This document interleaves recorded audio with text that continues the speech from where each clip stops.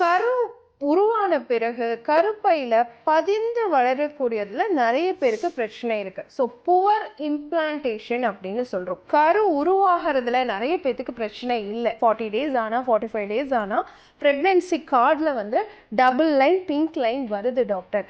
ஆனால் அதுக்கப்புறம் ஒரு 10 நாளைக்குள்ள 5 நாளைக்குள்ள பீரியட்ஸ் வந்துடுது அப்படிங்கிறத நம்ம என்ன சொல்கிறோம்னு கேட்டிங்கன்னா, நிறைய பேருக்கு இதை கெமிக்கல் ப்ரெக்னென்சி அப்படின்னு சொல்லலாம். அதே சமயம் இதை implantation failure, poor implantation, so கருப்பையில் பதிஞ்சு வளர்றதுல சந்திக்கக்கூடிய பிரச்சனைகள் அப்படின்னு சொல்லலாம்.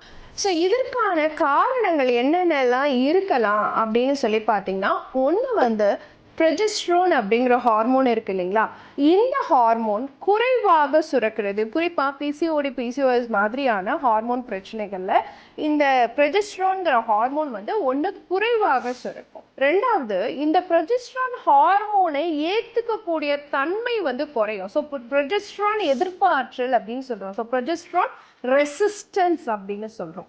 அடுத்து பார்த்தீங்கன்னா, இந்த ப்ரொஜெஸ்ட்ரான் ஹார்மோனுடைய ரிசெப்டார்ஸ் கர்ப்பப்பையில் இருக்கும்.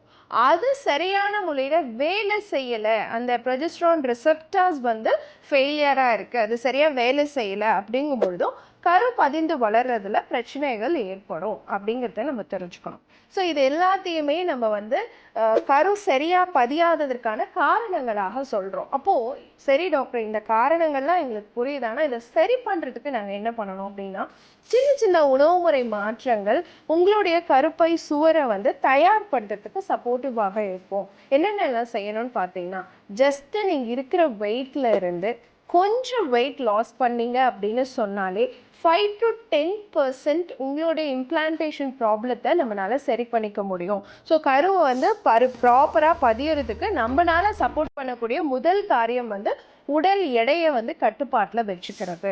அடுத்து ரெண்டாவது விஷயம், நிறைய பச்சை காய்கறிகள் அடிக்கடி சேர்த்துக்கிறது, நிறைய ஃப்ரூட்ஸ் எடுத்துக்கிறது, முழுமையான தானியங்கள் நிறைய எடுத்துக்கிறது, ஒமேகா 3 ஃபேட்டி ஆசிட் நிறைந்த உணவுப் பொருட்கள், வால்நட்டாக இருக்கலாம், எண்ணெய் வித்துக்களாக இருக்கலாம், பூசணி விதை, சூரியகாந்தி விதை, இந்த மாதிரி எடுத்துக்கலாம். விட்டமின் B12 நிறைந்த உணவுகளை நிறைய சேர்த்துக்கிறது, ஆட்டு இறைச்சியாக இருக்கலாம் அல்லது முளைக்கட்டின பயிர் வகைகளாக இருக்கலாம், நாட்டுக்கோழி முட்டையாக இருக்கலாம், அதெல்லாம் சேர்த்துக்கணும்.